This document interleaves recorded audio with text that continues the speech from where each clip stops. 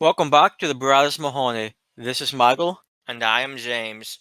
and today we are discussing Invasion of the Daleks, which is the first part of Dalek Empire. I guess technically I'll just call it season one.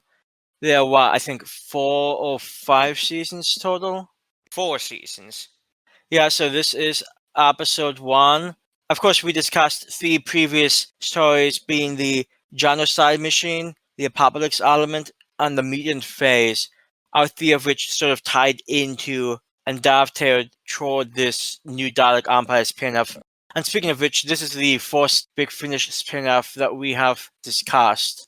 Technically speaking, there's a beneath Summerfield range we haven't started talking about yet, which started before the Doctor Who range started, but we just haven't tackled them yet. So this is the first.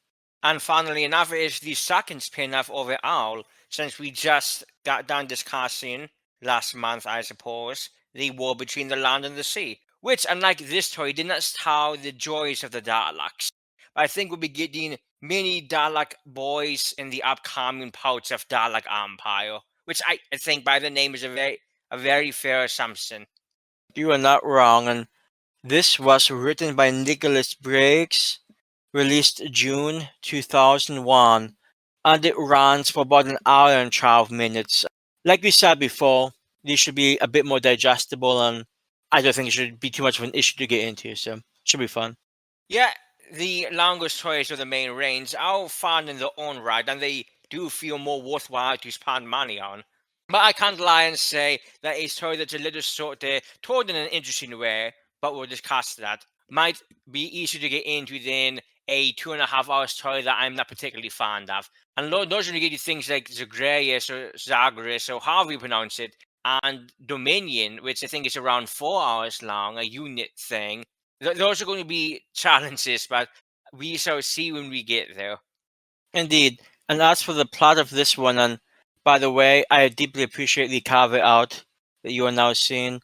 It's a nice jazzy, snazzy type cover for this release, so it's beautiful. I enjoy the out for almost all the ones in the Dalek Empire range, and all 4 seasons kind of go after a different thing for the art style of the covers. And this is a pretty fun one to start with. It's very distinctive. It truly catches the eye, or the eye stalk, as it were. Very good. So, if you saw this on the streets, who would want to pick up Invasion of the Daleks? Indeed. And the plot of this one is as such. The Milky Way is at peace. After centuries of struggle, the Earth Alliance has been created and all is well. Then, without warning, the Daleks launch their invasion. An invasion which threatens to tear apart the fabric of our entire galaxy. And that's what I would call one of those more vague setting up them basic story type plots. Because it, as well as you can tell, it doesn't really go into any of the characters that we'll be dealing with. This is true, and it is interesting to note that a story like this one, Invasion of the Daleks, could in some ways be considered just part one of the whole fourth season, which in some rights could be considered just the story of its own, and this is just a chapter. In fact, season two takes it to that extreme, where it's just done by the title Dalek War, chapter one, through chapter four, I believe. And season three does much the same way. It's the same main name with basically individual chapters as well. So we're talking about these just chapter by chapter. It's worth noting that more than some things, these do form an overarching story. And perhaps a story like this one would be worth listening to after we're done with not only the season as a whole, but the series as a whole. There might be more we could glean from this if we ever came back around to it after finishing it. Which is the fun thing about these very random spin-offs. I feel like there's a lot that could be gleaned from them over time. Yeah, and with this one, we get what I would say is largely a continuation from the Apocalypse element. Just quick recap at the end of the Apocalypse element, in which the Daleks took over Gallifrey for a bit. They being the Daleks, they were able to sort of create a new galaxy or universe. I actually forget what the right term is off the top of my head. I feel like it was a pocket universe. Pocket universe, that sounds right. But they were able to create a new, why if it's the Serifia galaxy, So that is where the Daleks right now are based. And at the beginning of this story, we see a giant fleet moving out toward the peaceful planet of Vega 6. And the characters here that are of import, we have Susan Mendes, voiced by Sarah Mowat, Alby Brook, voiced by Mark McDonnell. We have a Kalendorf, voiced by a Gareth Thomas, a somewhat lesser character but potentially important as the story goes on, a Palin, voiced by John Wadmore. And we have some Daleks, including the Dalek Empire, who in this one is voiced by Nicholas Briggs, and it's a nice deep voice going forward. I forget, the Dalek Empire also briefly appeared in the Genocide Machine, right? I think they had a small voice line in the Genocide Machine. They also appeared in the mutant phase as well. Yes, that's a good point. And also, we have and James alluded to this, this is actually somewhat narrated in a Winter for the Adapt type way. Like, we have this woman speaking at the beginning, or before the Daleks came to Vega 6, we didn't know how well we had it. Stuff like that. And throughout the story, there's just some more, I guess, ways to indicate time passages. Just some narration to help connect some things. And at first, I sort of assumed the narration, and it's voiced by Joyce Gibbs. I sort of assumed the narration was sort of Susan looking back at the events, but just the way it's phrased, especially during the speech toward the end of this, I don't think it could be. I think it could be, but she's perhaps trying to disassociate herself And from. maybe she's thinking about herself in third person. It just seems odd, but not to be clear, I don't think it really matters. And I do think it's a nice little it's a nice way to bring more atmosphere to the story, have it narrated like this. And it is sort of, I wouldn't go as far as to say it's tragic, but seeing a whole civilization taken over and sort of beaten down by the Daleks and made into like a fundamentally slave workforce, it can be a bit depressing at times, but I mean, as they say, when the Daleks come a calling, get ready to be a slave. Or Roboman, they come back here as well. yeah, and of course, Roboman we saw from Dalek Invasion of Earth, and I can't remember. Did they pop up elsewhere in Classic Who? They didn't pop up anywhere in Classic Who that I can recall, but we also saw them in the mutant phase. Yeah, so there was some mutant phase activity, and I think that was a decent story, though that doesn't connect quite as heavily to this yet. But like we've said before, it might tie in a bit later on. One thing that I will say for the way the story is told is that it's the first big finish story we've listened to that looks like it's going to take place over chunks of time instead of just, I don't know, maybe 3-4 days. I suppose you could argue that was the Seventh Doctor one of the White Wolves? Fair manga. Yeah, Fearmonger. I suppose the Fearmonger took place over a period of weeks, but this feels a little more long term. We start the story on Vega 6, seeing Susan and Alby enjoy a not so peaceful drive while they were supposed to be delivering some mineral samples. And I'll point out that Sue's, what was she, a mineralogist? I forget the term. She knows things involving minerals, and she was on this planet to do a study of the mineral deposits, or a specific one. Yes, some geologist type thing. Yeah, I'll just say manual survey. Sounds nice. Now, this may not be important, but apparently Suze is from Earth, and in fact, her mother still lives back on Earth. But Albie, who is human too, has never actually been to Earth, and she does not recommend that he go. So I thought it was the grandmother who lived on Earth. it's the same idea. But the point being that her family, she's from Earth, so this is still somewhat. I would imagine. I guess I forget what year this technically takes place in, but I would have to imagine this is somewhat early after humans. I guess if the humans are still on Earth, this would be before all of them evacuated. But looking at it from a perspective like that can be difficult. Like trying to imagine the time through the Earth perspective is not easy to do. So I just somewhat wonder where exactly or when exactly this takes place in terms of like leaving Earth and expanding the empire across the stars. I just don't know exactly where this would place in that. And like James said, after the Daleks come a calling, we see both Suze and Albie just having a nice conversation. Albie is just I think a taxi driver technically. Well, he does a lot of odd jobs, whereas Suze is, well, like I said, she's a geologist. So they talk, and there's some clues and hints that maybe there's a little more to Albie than what we might think, and we find out more later. But point being, they see a ship crash. This is a ship that the Daleks encountered and destroyed earlier. So a ship crashes in, I think, near a city, and then shortly thereafter, Daleks come and pretty much immediately start slaughtering and enslaving people. Now, they have a little time to get out. We actually see a flashback here. Sort of interesting seeing flashbacks or hearing flashbacks in audio-only media. I have to imagine something like that could get a bit confusing if it's not done right, but it was fine here. Where Alby was hoping that Suze would come with him after the planet. He's about to get another job. I forget doing what. He's just going to be on some Star Cruiser, Star Liner type thing. And he was hoping that she would come with him, but unfortunately, her parents, like James said, grandmothers on Earth, parents are here. She doesn't want to leave her parents, so she is going to stay on Vega 6, and Alby leaves. So for much of the first episode, these two are separated. So we almost getting away two different things going on. On Vega 6, we see that the Daleks have rounded up the humans and they sat them to, not necessarily unlike Dalek invasion of Earth, they sat these people to work in the mines, specifically looking for, I forget the name of the mineral, but ironically some of the mineral that Suze actually knows about and has worked with. Apparently they have some deposits on the surface of the planet, and they have more deposits underground. So there actually might be a slight mystery as to how the Daleks found out about that, because it sounds like they found out almost around the same time that the people Suze works for found out. So there might be some communication issues going on there.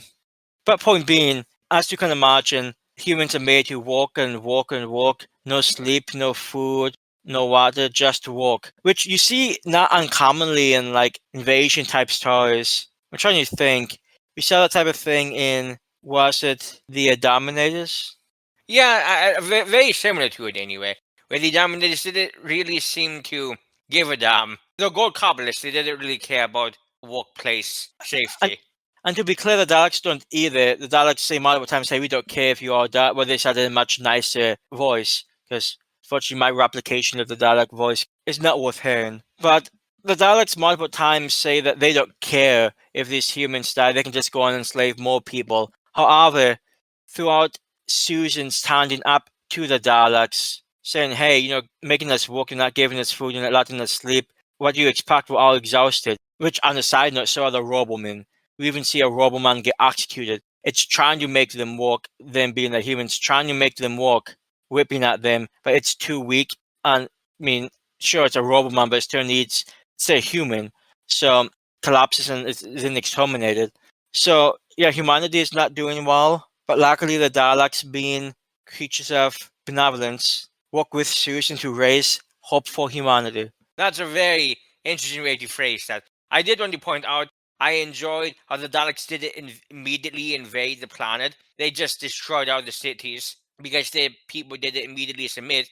Then let them lingo. Did it really pacify? Could have been for a month. Could have been 2 months even. As the sands of the planet are blacked out, the planet gets colder.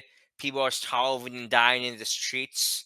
And that's when the Daleks troll on in and enslave them. That's actually a good point, because at first the people of Vegas 6 fought back. Now I have to imagine pretty quick and impactless altercations, but they did try to fight back.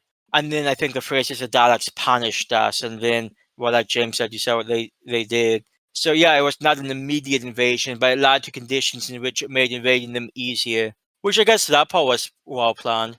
I mean, I think all of it's well planned. When it comes to Daleks, they're usually smart enough that they have plans within plans. They also don't give people food, so I'm not saying they don't have plans. I'm just saying they can be very much impacted by tunnel vision. So, but I'm saying I'm pretty sure they knew about the food thing, and they were looking for somebody like Suze who would stand up and point it out. It was pretty clear they were watching her the entire time. There was numerous references were made that even the Dalek Emperor himself was keeping his eye on her for Yeah, something I'm sure we'll find out. I mean, the Dalek Emperor has a vested interest in like a single individual on the planet. That's going to be something to be concerned about. But Suze is able to, and well, like James said, it's part of the plan. Suze is able to talk with the Daleks and sort of, well, I don't even know how to phrase it. I just keep thinking about Gotham, where Fish Mooney was working with the people in the basement on one island. And that's pretty much what she became, like an in-between. Yeah, from in between management and Yeah. the workers. Well, Hey, look, in that Zeus case, becomes. slaves, but I was going to say Zeus becomes HR, but that's not quite the same. That's a relationship between corporate and workers, not direct management. I suppose you could argue it's kind of the same. Either way, yeah, I do like when we see some individual Dalek scenes, especially with the Dalek Empire. There are direct references to both the Kalcharat library, which of course is a genocide machine, which is a story that I actually quite enjoyed personally, and multiple references to the Serifria galaxy, which, well, like we said earlier, came about due to the events of the Apocalypse element. And in fact, the Apocalypse element itself is referenced being the element, not the story name, in some strange matter way. But I like how this is very clearly built off other things that we've been seeing in the main range. So it's sort of nice to see. And it's not deep enough that if you hadn't listened to them, you could have come into this one. that's very true. And it wasn't just House of Rat and Dalek's toys that were referenced. We even see the return of the Knights of Velisa. Yeah, we have a character named Kalendorf who sort of befriends Suze, and he is someone who we don't really know a lot about, but we find out that he is a former member of the Knights of Felicia.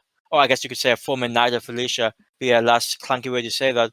And that dates back to the Sirens of Time when they previously appeared. Now, we spoke about the Sirens of Time probably over 3 years ago. Maybe it's only been 2.5, but it's been a while. And I will admit, I don't remember a ton about the Knights of Evolution. I can't remember what the thing was. I know that they lost a war against, I'm assuming, humans, and then they did something in Sands of Time. I can't remember what they're trying to do in Sands of Time, to be honest with you.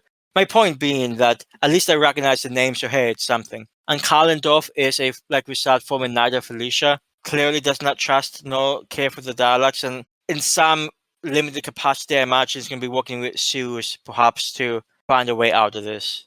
And I've actually listened to the Sands of Time more recently than Michael has. I probably listened to it about a year ago or so, just on one of my off nights where I wanted to re-listen and revisit some of the oldest stories we had listened to. I also that same night listened to Phantasmagoria. So I remember a bit more of what the Knights of Felicia were about. Not that much more, honestly, because at the end of the day, their plan failed. They got. And the funny thing is that from my understanding, timeline wise, this is about, I mean, the plot even says it itself, that the galaxy has been at peace for centuries. So the Knights of Elysia invasion against the Milky Way galaxy was probably 5 or 6 centuries ago at this point. And yet, apparently, they still exist, since this person, Kalendorf, is a former, perhaps, or current, who knows, maybe undercover himself, Knight of Felisa. And I'm very interested to see where that is going to go, because Kalendorf might have been being hunted by somebody in this story. If things had it gone completely, as they say in the UK, pear-shaped, which is a term I hate, but it just came to me. And really, it's more Dalek-shaped. Yeah, and my big, I don't just say concern, but because I don't remember what the Knights of Felicia were doing in Signs of Time, like, I have no idea if I should be trusting this guy, how I should feel about this guy. Like, it's pretty much saying he's a member of, I don't know, in so random organization here I don't know. Like, I just don't have any type of read on him because I can't remember if I had any issues with the Knights of Felicia or not. They might have been fine. I literally don't know. They were one of the main antagonists of the Force. You really need to listen to that one again. It's really not bad. And Sure, but especially through since the perspective of Israel, Hamas is an antagonist. I'm just saying I don't remember, like, were the Knights of Felicia actually bad? I really don't know. So yeah, I'm not saying I don't need to revisit it. I'm just saying I don't know right now. But right now, I have no issue with Kalendorf. He seems like a perfectly okay guy. and plus, since he's slightly psychic, it makes some communication with Suze easy, since Suze is being monitored so closely by the Daleks. And I quite enjoy the conversations with the Dalek Supreme. She hasn't gotten to talk to the Emperor yet, but she's gotten two personal audience, well, on video screen, but two personal audience conversations with the Dalek Supreme, which sounds like a not good pizza. But so she matters to have a plan to go in, and she knows that she matters. She's not stupid. She's obviously a very smart woman. She's able to very quickly figure at least some things out. And I don't know, I quite enjoy those conversations. And due to Kalendorf's psychic abilities, she's able to communicate some of the information to Kalendorf without being overhauled by the Daleks. So I'm sure we'll be seeing more of that in the future as well. Yeah, and there's a character that we talked about from Dare the Daleks, who I guess was just known as the Controller. It's the guy played by Aubrey James, who is in the position trying to work with the Daleks in a way you could argue betraying humanity, but also trying to make things easier for humans. And I thought he actually had a somewhat compelling story to him. Now, Sirius is certainly more on the side of the humans, but it's worth mentioning that if you were one of these enslaved humans and you literally saw this woman getting 2 private meetings with the Daleks, and then she comes back in court, just, hey, we're going to start doing 8-hour shifts of work, you could see why some people may not trust her. I would even say it would be incorrect to not trust her. Like, just giving in to these demands at all, like, it's just complicated. Like, It's a very I'd rather die than be enslaved. But it's easy for me to say, since I haven't been enslaved yet. So yeah, yes, I think that's actually a very privileged position to take. I don't know why I would possibly do in that type of position. And of course, the great scene where we saw the controller discuss that with the doctor, trying to defend the actions of himself and I'll point out basically his whole family. I think the Daleks at that point had been in trance for around 100 years, and his grandfather was the first controller of the area, and it was kind of passed down. So, in terms of that, he was in a very privileged position above all the other humans.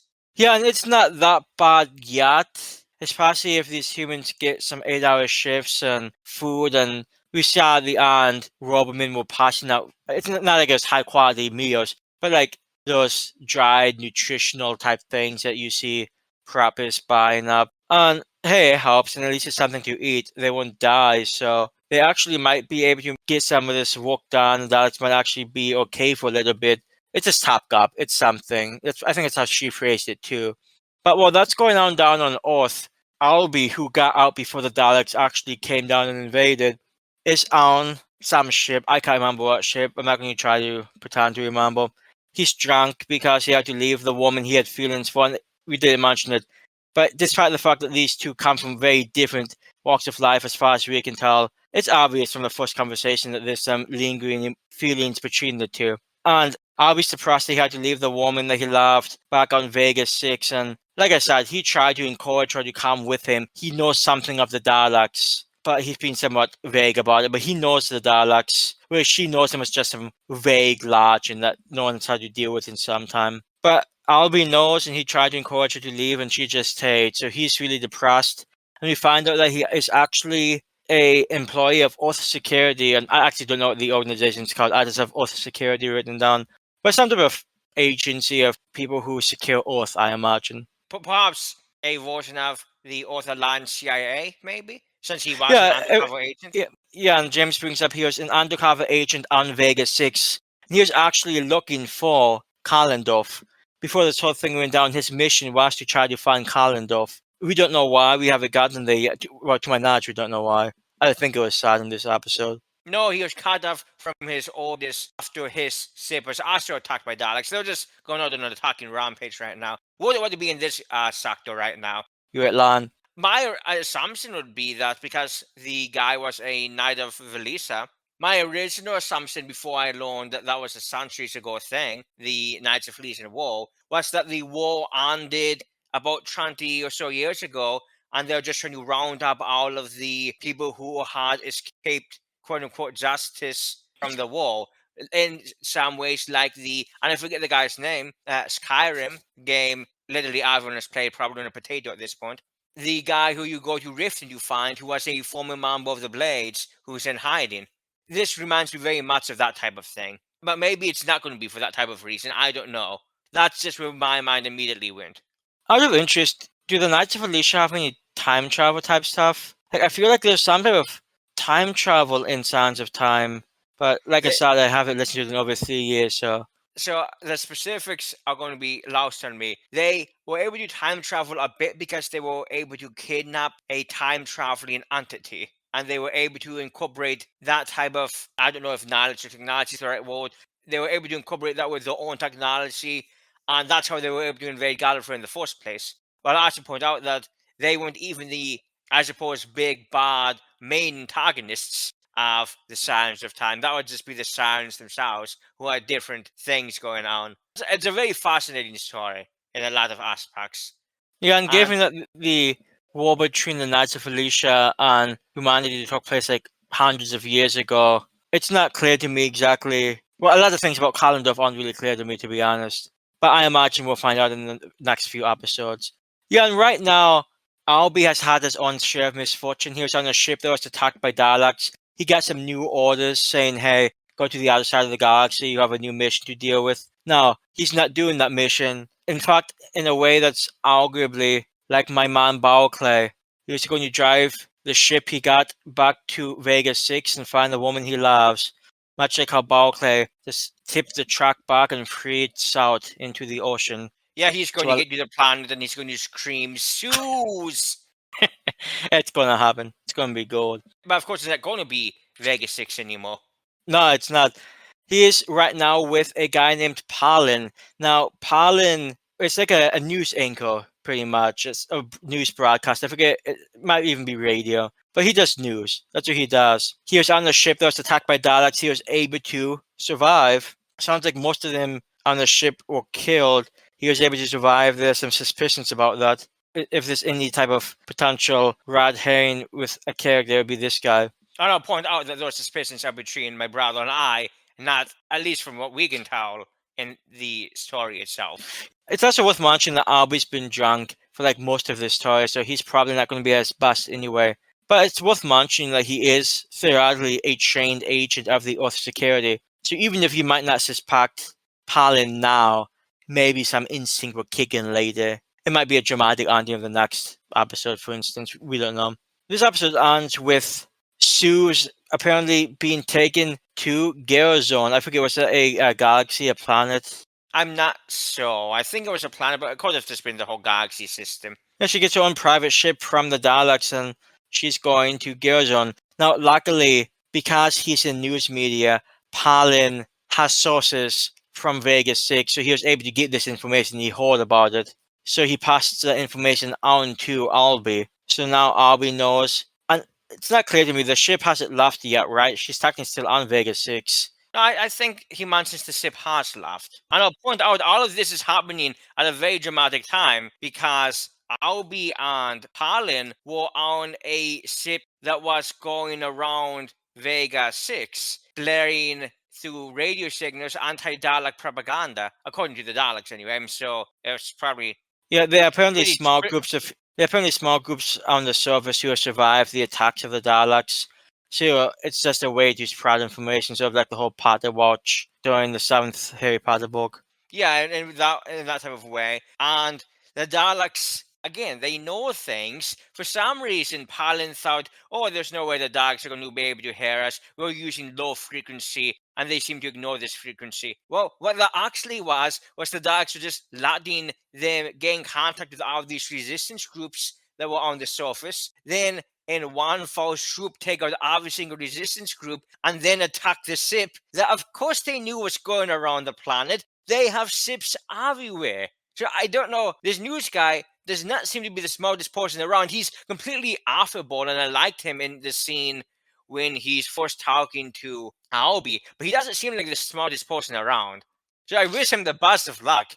He may have to be corrupted, though. That's what we believe, anyway. To, I suppose, get things out in the open. It's very likely, in our opinion, that he was turned into a Dalek puppet, like we saw in the muted phase. Now, I don't remember quite how that manifested.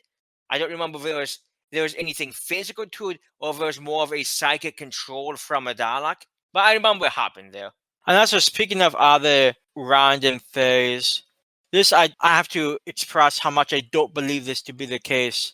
However, I don't want to discard the possibility. But the idea that this woman, Susan, is more than what she seems, it's not something to dismiss.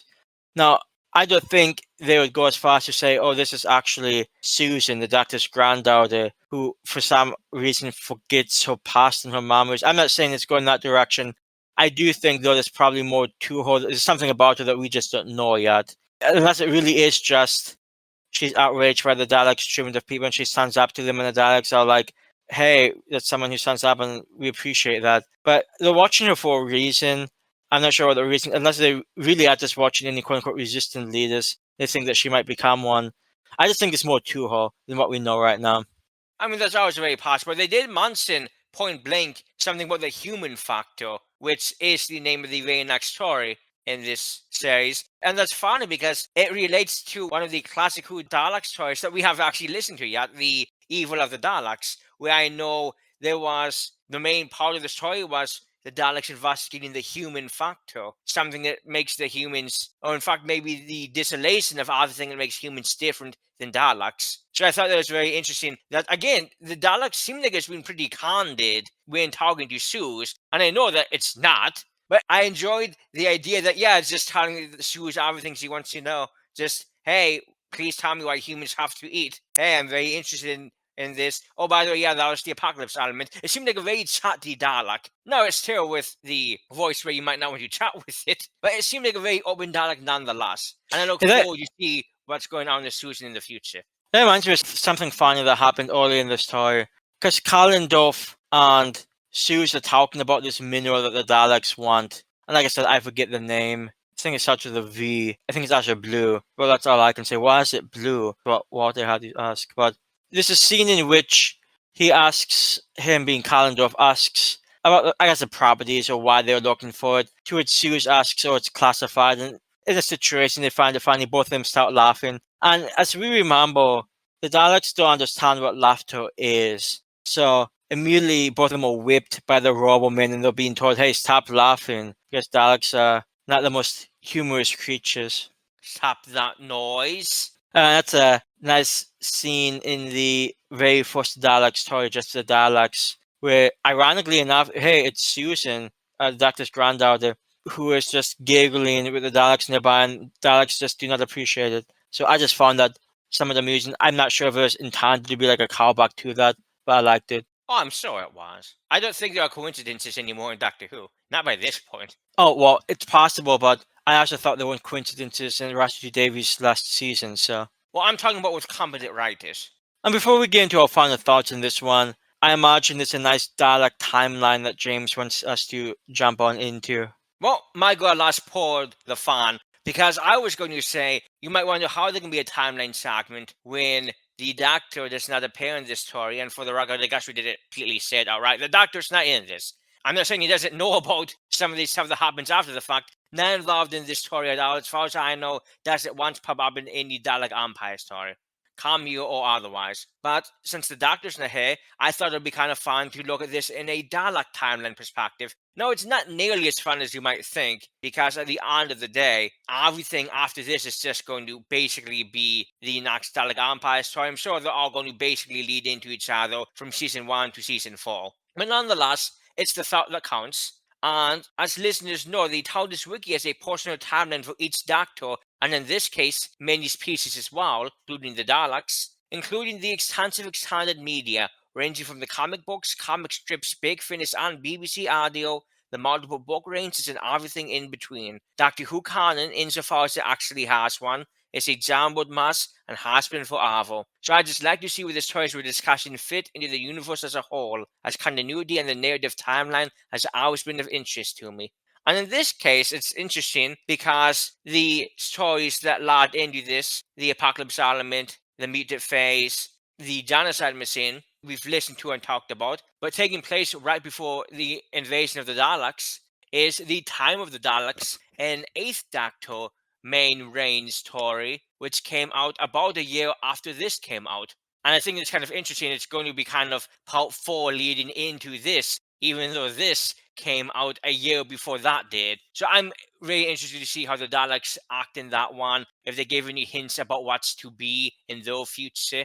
But I think it's kind of interesting. The Time of the Daleks, by the way, is I think main range number 33, around there. It's in the quote-unquote what I call second season of the 8th Doctor's main reign stories. Also, the fun of the timeline is that sometimes things happen during stories, and it's possibly a story that takes place over a time span like this. We have these short stories, Kalendorf and Natalie's Diary, which appear in Short Trips Dalek Empire, which was published by Big Finish, which is published in December 2006. Now, during this time, short trips was a big Finnish-owned enterprise, and there were 4 billion of these short trips. And the Dalek Empire one's interesting because since its focus was not on the Doctor himself, but more the Dalek Empire, there were a lot of incarnations of the Doctor who didn't even show up in this book. But there is a whole story through the point of view of Kalendorf that takes place during the event of this story, and I think a little before going into why he's on the planet. Now, do not want to see any spoilers. I didn't really look into the plots for these things. Although not at least diary looks like it has to do with some diary entries of somebody on Vega 6, so good luck to them. But I thought that was kind of fun. Right after Invasion of the Daleks is, you would think, the human factor, but that's where you'll be wrong, because it's another story from Dalek Empire, being the best joke I ever told, in which, interestingly enough, the 7th Doctor appears, I forget who his companions are at the time, to try to convince the comedian to stop doing sketches using the Daleks as a kind of gag, apparently. Which, if you're using Daleks as a gag after a planet has just been enslaved and destroyed, then perhaps, like, I know comedy can be different things for different people. I don't know if that's the right time to do that. And I don't think the Doctor is convinced either. But again, I didn't read all of these plots or the stories or whatnot. We don't happen to own this book. We own some of these short trips books. This is not one of them. No, frankly, is it on my top list of ones to get. Although maybe after we've done a season or two, it might look more interesting on our end. But then, of course, after the best joke I ever told, the human factor comes right after that. Yeah, so you can imagine that, at least for this, it's going to be quite insular in a way. Even the fact that, like James said, Time of the Daleks, which hasn't even come out yet by the time this came out, takes place chronologically before this for the Daleks timeline. I don't know. I think it's fun. So yeah, it might be a little more typical, but I don't think it should be any less informative anyway. So hey, it's something. But when it comes to final thoughts for this one, I enjoyed it. I will admit, I was sort of worried about some different things that could have happened in this story, like an overuse, for instance, of like Daleks talking to each other back and forth. Now, of course, the fact that we have some human main characters is surprising, and it's probably almost necessary. And I think while Alby is right now sort of generic and not particularly interesting to me, I'm sure he'll become interesting down the line, but he's just some guy. Suze is someone with compassion. She seems like an intelligent woman. I'm sort of curious to see where her story goes more than anything else right now. I guess we'll find out on the beautiful planet slash universe of Geozone. So look forward to it. Yeah, I think it was a good start. You'd think, oh, it's the first start of a story, maybe it's going to be a little slow. It wasn't really all that slow.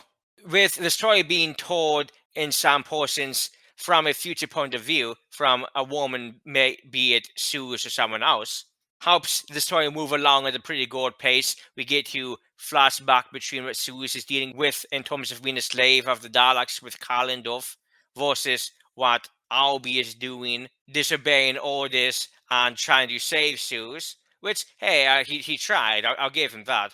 And I hope his attempts go well in the future. I don't know. I feel like a story like this could do all types of things that we couldn't possibly predict. They were not even equipped on a Dalek knowledge level to figure out what's going to go on. So that, I think, it's going to be a very fun thing. I have no idea where the Dalek Empire series goes. I know the series for one of the main voice actors is Noel Clarke, which is really fascinating. But I don't know anything about the story itself. So unlike most things in Doctor Who, I can't really make predictions about this one. This is almost like talking about the new series as it's coming out versus a normal audio thing we might listen to, just because it has more of a serialized nature. Yeah, and like we said earlier, the fact that this only runs for about an hour and 12 minutes is sort of nice. It's not nearly as long to listen to. And even if you're getting into the story, and like I said, I enjoyed this one. But even down the line, if you run into a story that might not be as engaging, at least it's just like an hour long, it's not too much out of your way. So I appreciated this story. It'll be nice to see where the next 3 episodes go on. On a side note, we actually plan to cover them somewhat quickly. I don't want to leave any of these threads hanging in like 3 months from now and I forget who Suze is. So I hope that we can cover these somewhat quickly, at least this first season. But yeah, that's all that I have. And if you have any thoughts, you can either contact us on Twitter or you can reach out down below. Also, like and subscribe while you're at it. Hashtag like and subscribe. And up next, we have the Awkward Experiments, which is the very first Third Doctor comic story from TV comic. And we actually, quite a long time ago, discussed The Nightwalkers, which was the final second Doctor story in TV comic. I highly recommend it. It's a good story. But this one actually follows up on that, and we get some third Doctor action in the Awkward Experiments. And it came out in, I think, January, February 1970. It's about, I think, 6 parts and 12 pages total. And I have to imagine it's in black and white. I think most of the TV comics were, unless it was partial. Yeah, so next up we have some third Doctor trapped on Earth doing, I imagine, some unit things with whatever the Awkward Experiments entail. So yeah, that is next. But as always, you've been enjoying the Brothers Mahoney. This has been Michael. And I've been James. Thanks very much for listening. Have yourself a nice night.